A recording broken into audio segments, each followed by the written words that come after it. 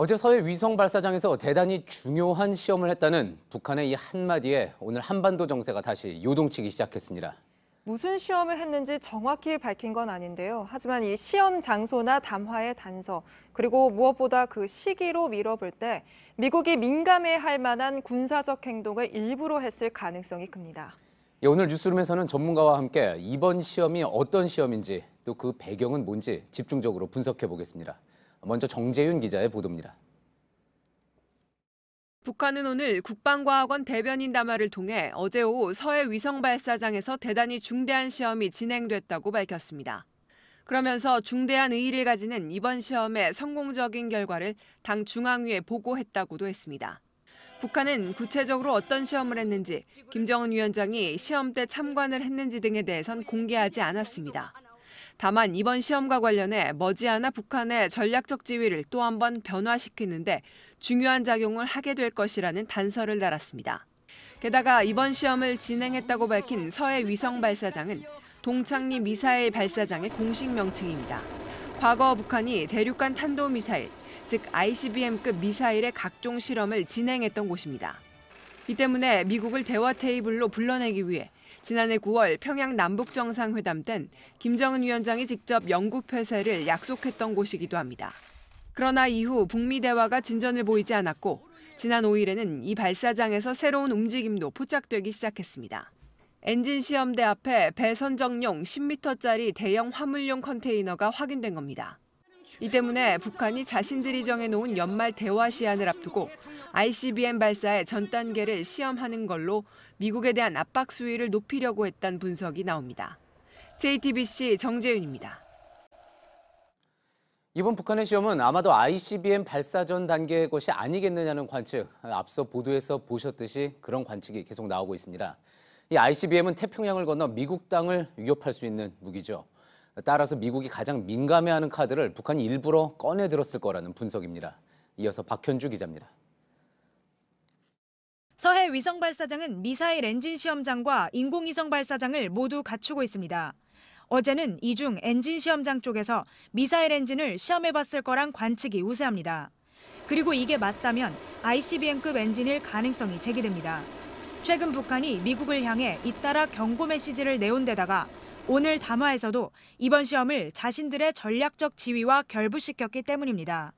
앞서 북한은 2017년에도 같은 장소에서 ICBM용 엔진을 시험한 적이 있습니다. 이번에도 당시처럼 시험대에서 미사일 엔진을 가동시켜 연소 시간과 추진력 등을 시험해봤을 수 있습니다. 다만 그 사이 북한 기술도 진전했을 것으로 보여 엔진의 연료를 액체가 아닌 고체로 바꿔서 시험했을 거란 관측도 나옵니다. 액체 연료는 시간이 지나면 산화하는 데 반해 고체 연료는 미사일 안에 오래 보관할 수 있습니다. 발사 전 매번 연료를 채워 넣지 않아도 돼 어디로든 쉽게 옮겨서 쏠 수 있는 겁니다. 앞서 북한이 쏜 ICBM 화성 14형과 15형 모두 액체 연료 기반이었습니다. 따라서 이번에 북한이 고체 연료를 사용한 엔진 시험에 성공한 것이라면 앞으로 이동식 발사대 등과 조합해 기습 발사가 가능해질 것이란 분석입니다. JTBC 박현주입니다. 그러면 전문가와 함께 이번 북한의 시험에 대해서 한 걸음 더 들어가 보겠습니다. 김동엽 극동문제연구소 교수가 스튜디오에 나와 있습니다. 어서 오십시오. 예, 안녕하십니까? 예. 일단 이 시험이 뭔지부터 분석을 좀 해야 될 것 같습니다. 일단 단서는 대단히 중대한 시험이다. 그리고 또 이제 머지않아 북한의 전략적인 지위를 또 한 번 변화시킬 거다. 이런 단서들이 나왔습니다. 교수님 보시기에는 어떤 시험이라고 보십니까? 대단히 중요한 실험이라고 생각을 하고요. 일단 예. 그 단서만 놓고 보면 지금까지 한 번도 해보지 않은 실험일 가능성이 많습니다. 예. 일단 위치상으로 보면 동창리가 그 인공위성을 발사하는 시설과 함께 엔진을 시험할 수 있는 타워가 있는 곳입니다. 그런데 예. 아마 이번엔 인공위성 발사대는 사용하지 않고 엔진을 시험하는 타워를 사용했다고 보면 무언가 발사하기 위한 엔진을 지상에서 연소를 시험한 거라고 보는데요. 이것은 그러니까 뭔가 직접 날아가는 것이 아니라 예. 지상에서 분출만을 보여주는 겁니다. 그러니까 엔진이 얼마나 강력하고 또 오랫동안 예. 이 열을 내뿜느냐를 하는 건데요. 그것만으로도 얼마나 성공적으로 목표물까지 이룰 수 있을지를 가늠해 볼 수 있는 거죠. 그렇죠. 그러니까 얼마나 무거운 것을 얼마나 멀리 보낼 수 있냐는 것을 알 수 있는 것이 바로 이제 지상 분출 시험인데요. 예. 그런데 이게 어떤 엔진이라는 것인데 일각에서는 인공위성이냐 아니면 ICBM용이냐고 했을 때 인공위성은 북한이 주장한 게 벌써 6번을 발사했고 예. 본인들이 또 성공했다고 하는 것이 있기 때문에 인공위성 발사 가능성은 대단히 낮지 않을까 생각을 합니다. 또 한 가지 인공위성 중에서도 이 공중 아주 멀리 있는 정지위성이라는 것이 있습니다. 아직까지 북한이 정지위성을 발사한 적은 없는데 그러면 정지위성 발사를 위한 엔진일 수도 있거든요. 그런데 이미 북한이 제가 알기로는 2007년 9월 달에 많은 사람들이 기억을 잘 못하시는데 이미 그때 정지위성을 발사하기 위한 엔진 실험을 했다고 발표한 적이 있습니다. 그렇다고 본다면 이것은 뭐 이미 했던 것이 아니라 새로운 것이어야 되거든요. 그러면 이제 ICBM이라고 본다고 하면 ICBM도 액체와 고체 두 가지가 있습니다. 이제 액체는 이미 화성 14, 15형 이거에 대해서 이미 발사를 했고 2017년에 이미 발사를 그렇죠. 해서 했고 성공을 했고요. 그다음에 그 내용이었죠. 엔진조차도 뭐 대단한 혁명이라까지 이제 치켜 세웠기 때문에 액체의 가능성보다 앞서도 지금 계속 리포트가 나왔지만 고체라는 것이 이제 액체가 갖고 있는 약점을 다 보완해 줄 수 있거든요. 그래서 지금 북한이 갖고 있는 고체가 약 한 2, 3천 정도밖에 못 날아가기 때문에 지금 고체 엔진을 가지고 ICBM을 발사하기 위한 최초의 실험을 한 것이 아닌가. 그것을 통해서 실질적으로 북한이 ICBM의 을 발사를 성공함으로 인해 가지고 그 어떤 궁극적으로 그 핵무력의 완성을 도달하려는 어떤 그런 차원에서 시험을 한 게 아닌가라고 생각이 됩니다. 이렇게 생각해 볼 수 있을까요? 액체 연료냐, 고체 연료냐 하는 부분이 이제 액체 연료의 경우에는 이미 성공을 했다고 북한이 밝힌 마치 휘발유를 뭐 자동차에 넣는 것처럼 미사일을 발사할 때마다 콸콸콸 넣어야지 되는 것이고 그렇죠. 고체 엔진 같은 경우는 언제든지 마치 배터리를 뭐 교체하듯이 이제 교체할 수 있는 그런 연료다. 뭐 이렇게 생각해 볼 수 있을까요? 그렇게 설명하면 아주 뭐 쉽게 설명할 수 있는데요. 이제 액체 같은 경우에는 단순히 그러니까 집어 넣을 수 있는 가스 스테이션이 필요한 것이죠. 가스 필요한 것이지 장소가 필요한 것이고요. 또 넣는 시간이 필요한 것이죠. 그러니까 항상 자신들이 노출이 된다는 것은 발사하기 전에 파괴될 수 있다는 점이 있거든요. 그런 점에서 이제 고체 연료는 항상 씹어놓고 테리라는 이동 발사를 되고 어디든지 돌아다닐 수 있다는 점에서 신속하고 은밀하고 가장 중요한 건 생존성입니다. 이런 차원에서 북한이 궁극적으로 이제 북한뿐만 아니라 모든 국가들이 미사일을 발전하는 데 있어가지고 액체부터 이제 고체로 발전하고 있고요. 이러한 패턴은 지금 중국의 패턴에 많이 따라가고 있다는 측면에서 지금 북한의 발전이 이미 이제 상당 부분 고체로 이동을 하고 있고 또 한 가지는 2006년에 북한의 김정은 위원장이 이 북극성이라고 지금 벌써 고체가 있습니다. 한 2, 3천 나라가 있는데요. 북극성 2형을 발사하고 난 다음에 뭐라고 그랬냐면 북한의 모든 이제 로켓 엔진 체계는 액체에서 고체로 이제 전환한다라고 그래서 2016년에 이야기했거든요. 그런 측면에서 본다면 북한의 ICBM의 고체화가 이제 차근차근 진행되고 있는 것이 아닌가라고 생각이 됩니다. 역시 오늘 뭐 북한이 근데 어떤 시험을 진행했는지 구체적으로 밝히지 않았기 그렇습니다. 때문에 지금 이렇게 분석을 해보고 있는 겁니다. 자, 이제 한반도 정세가 그러면 이번 시험으로 또 어떻게 바뀔지에 대해서는 이후에 또 이야기를 나눠보도록 하고요. 잠시 또 저희가 준비한 소식 듣고 그리고 또 말씀 마저 나누겠습니다. 청와대는 북한의 동창리 발사장을 비롯한 주요 지역의 움직임을 분석하면서 오늘 상황을 지켜봤습니다. 다만 국가안전보장회의 NSC 상임위는 소집하지 않았습니다. 별도의 입장도 내지 않았습니다. 심수미 기자입니다. 청와대 관계자는 북한의 동향은 한미가 함께 심각하게 예의주시하고 있다면서도 북한이 말한 중대한 시험에 대해선 기존 시험의 연장선상으로 판단한다고 했습니다. 동창리 발사장 주변에서 위협적인 움직임은 아직 포착되지 않았다는 겁니다. 국가안전보장회의, NSC 상임위 회의도 소집하지 않았습니다. 7일 한미 정상 간 통화에서도 북한의 동창리 시험은 직접 거론되지 않았던 것으로 파악됐습니다. 다만 이 관계자는 두 정상은 한반도 상황이 엄중하다는 데 인식을 같이 했다고 강조했습니다. 연내 한반도 긴장을 완화하기 위해 다양한 방법을 시도할 수 있다는 뜻입니다.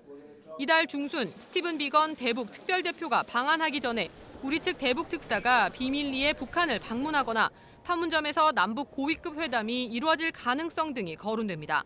하지만 북한 측에서 우리 정부에 대한 실망감을 공식, 비공식적으로 강하게 드러내온 만큼 문재인 대통령의 중재자 역할이 쉽지는 않을 것이라는 회의론도 만만치 않습니다. JTBC 심수희입니다. 북미 간의 신경전도 수위가 높아지고 있습니다. 북한은 미국식 대화는 선거용일 뿐이고 비핵화 협상은 테이블에서 사라졌다고 했습니다. 그러자 트럼프 대통령은 재선 도전을 방해하지 말라고 맞섰습니다. 그렇다고 대화의 끝마저 놓지는 않았는데요. 워싱턴에서 임종주 특파원이 보도합니다. 트럼프 대통령은 북한을 어떻게 협상에 복귀시킬 것이냐는 질문에 이렇게 풀어갔습니다. Well, we'll see about North Korea. I'd be surprised if North Korea acted hostilely. 그리고는 선거 얘기를 꺼냈습니다. He knows I have an election coming up. I don't think he wants to interfere with that, but we'll have to see. 도발적 행동으로 재선 도전을 방해하지 말라는 촉구로 읽힙니다. 이런 말을 두 차례 거듭했습니다. 트럼프 대통령은 대륙간 탄도미사일 ICBM 시험 발사와 핵실험 중단을 대북 외교의 최대 치적으로 내세워 왔습니다. 앞서 같은 날 북한은 비핵화가 이미 협상 테이블에서 사라졌다고 했습니다. 미국식 대화를 정치적 목적을 위한 시간 벌기용 속임수라고도 주장했습니다. 트럼프 대통령은 그러면서도 김정은 위원장이 선거 개입보다는 뭔가가 일어나는 걸 보고 싶어 할 것이라며 좋은 관계를 유지하고 싶다고 했습니다. 여전히 거래, 즉 협상을 하자는 뜻입니다. 워싱턴에서 JTBC 임종주입니다. 예, 그렇다면 북한이 연말까지로 시한을 정했던 북미 간의 대화는 어떻게 될지, 또 북미 관계 어떻게 될지 김동엽 교수와 또 마저 이야기를 나눠보겠습니다.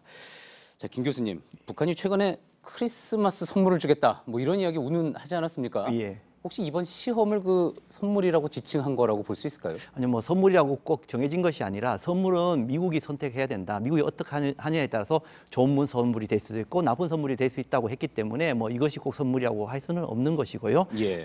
지금이 사실 어떻게 보면 북한의 동계훈련, 군사훈련이 이미 시작됐습니다. 그래서 동계훈련이기 때문에 향후 앞으로도 상당 부분 북한의 군사행동이 나타날 수 있고요. 이러한 예. 것들이 이제 연말까지 열려 있는 그 어떤 북미 간의 어떤 예. 대화를 조금 열어둔 거라고 볼 수도 있겠지만 저는 어떻게 측면에서 보면 지금 얼마 남지 않은 국면에서 그 북한이 미국의 어떤 그 공간을 좀 열어줬다기보다는 이미 상당 부분 뭐라 그럴까요? 자신의 어떤 새로운 길 자체의 방향성은 정해놓고 예.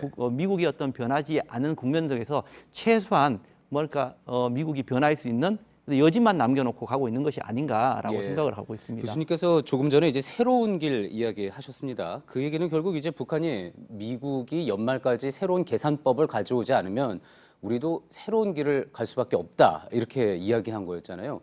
이 새로운 길 뭐라고 볼 수 있을까요? 부정적으로 본다 그러면 핵무기 개발을 이제 본격적으로 한다는 이야기인가 싶기도 한데요. 예, 단순히 어떤 핵무기만 있는 것이 아니라 새로운 길 자체는 대단히 포괄적인 것 같습니다. 그러니까 북한이 이제 경제 부분에서 자력갱생이라고 하죠. 자력갱생을 중심으로 해서 어떤 새로운 경제 발전 노선을 가고 있다는 측면과 예. 함께 어떤 새로운 노선 자체는 어떤 지금 있는 북미 간의 어떤 대화의 틀을 좀 벗어나서 어떤 중국과 러시아의 어떤 중심으로 어떤 국제사회의 어떤 국제 연대를 강화하겠다는 어떤 그런 대외적인 측면도 있을 것이고요. 또 한 가지 방금 말씀했듯이 지금 완성하는 핵을 조금 더 강화하고 예. 또 재래식 무기도 어떤 선별적으로 좀 강화하는 국방력을 강화하는 차원에서 어떤 자신의 어떤 대외적 차원, 경제적 차원과 그다음에 좀 독자적인 어떤 차원에서 국제 연대를 통한 대외적인 차원, 그러면서 국방, 핵을 중심으로 한 국방의 어떤 강화, 이 차원의 세 가지 삼위일치된 측면이 어떤 뭐랄까 북한에서 지금 이야기하는 어떤 새로운 어떤 길, 2020년에 북한이 가고자 하는 길이 아닐까라고 생각이 됩니다. 예, 마지막으로 짧게 하나 더 여쭤보겠습니다.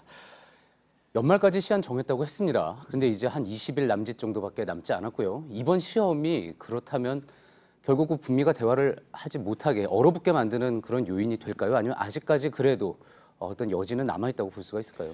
사실 어떻게 보면 이번에 발표를 하면서 김정은 위원장이 직접 이제 참여를 안 한 것 같고요. 그다음에 북한의 이제 국방 그 연구위원이죠. 연구원 명의로 이렇게 발표를 했다는 측면에서 보면 한편으로는 긍정적인 측면이 좀 있을 수 있습니다. 나름대로 북한이 수위를 좀 조절하는 측면이 있는데 예. 또 이것은 반대로 놓고 보면 북한이 지금 새로운 길을 이미 결정했고 그 길을 가는 데 있어서 지금 이러한 것들을 하나하나 차근차근 해나감에 있어서 연말까지 만들어놓은 북미 간의 대화의 어떤 시한을 자기 스스로 어기지 않기 위해서 또 이렇게 수조절을 했을 수도 있거든요. 전자냐 후냐에 대해서 완전히 극과 극 다른데 저는 모르겠습니다만은 지금 현재 북한이 보이고 있는 것은 미국에 대한 상당 부분 기대를 좀 더 남기고 있다기보다는 이미 기대를 접고 있는 상태에서 자신의 어떤 로드맵대로 차근차근 가고 있고 이런 상황에서 어떤 극적인 어떤 전환을 하기 위한 미국의 어떤 새로운 셈법이 나오지 않는 한 어떤 북한이 어떤 뭐랄까요 새로운 길로 가는 것은 기정사실화되지 않을까라고 생각을 합니다. 예. 알겠습니다. 오늘 말씀 잘 들었습니다. 극동문제연구소 김동엽 교수였습니다. 예, 감사합니다. 예.